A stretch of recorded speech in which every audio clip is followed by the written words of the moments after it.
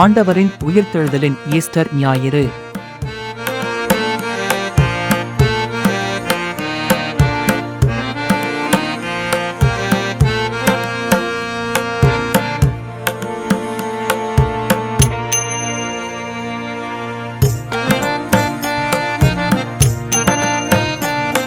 அல்லேலூயா! ஆண்டவர் உயிர்த்தெழுந்தார்.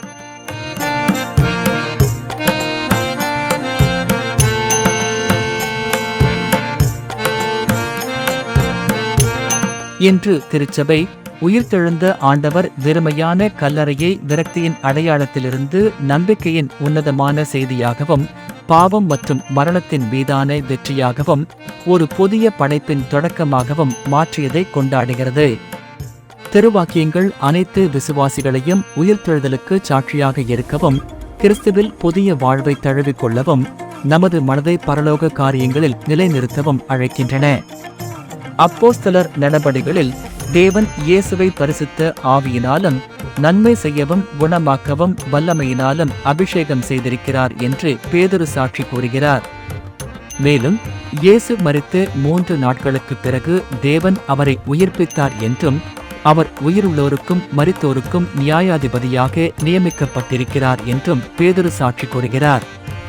இந்த நாள் கர்த்தரால் உண்டாக்கப்பட்டது என்பதாலும், அவருடைய அன்பும் இரக்கமும் முடிவில்லாதது என்பதாலும் நாம் களிகூர்ந்து மகிழ வேண்டும் என்று சங்கீதம் 117 பிரகடனம் செய்கிறது.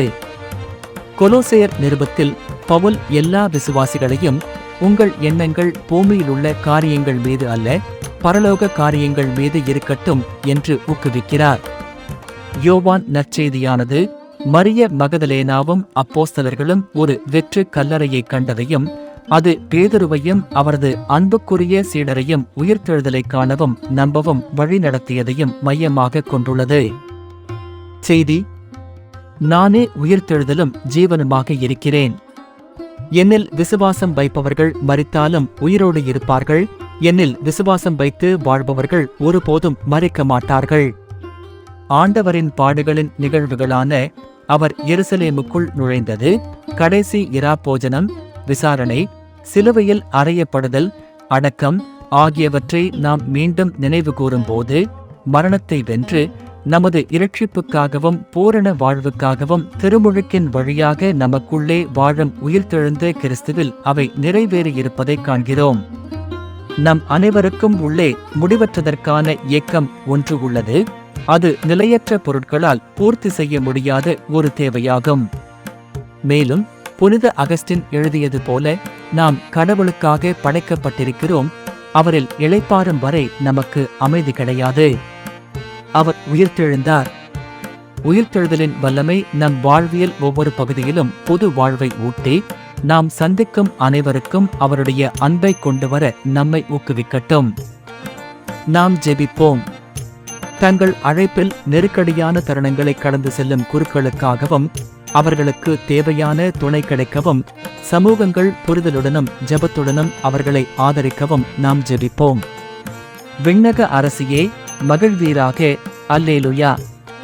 ஏனெனில் நீர் பெற்றெடுக்க தகுதி பெற்றவர். அல்லேலூயா! அவர் சொன்னபடியே உயிர்த்தெழுந்தார். அல்லேலூயா! எங்களுக்காக இறைவனிடம் மன்றாடும். அல்லேலூயா!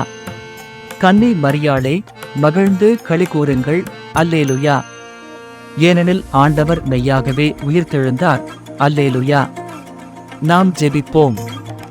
ஓ இறைவா, உமது திருமகனாகிய எங்கள் ஆண்டவர் இயேசுவின் உயிர்த்தெழுதல் வழியாக உலகிற்கு மகிழ்ச்சியை அளித்தவரே, அவருடைய தாயாகிய கன்னி மரியாவின் பரிந்துரையின் வழியாக நாங்கள் நித்திய ஜீவனின் மகிழ்ச்சிகளை பெற அருள் புரியுங்கள் என உம்மை மன்றாடுகிறோம்.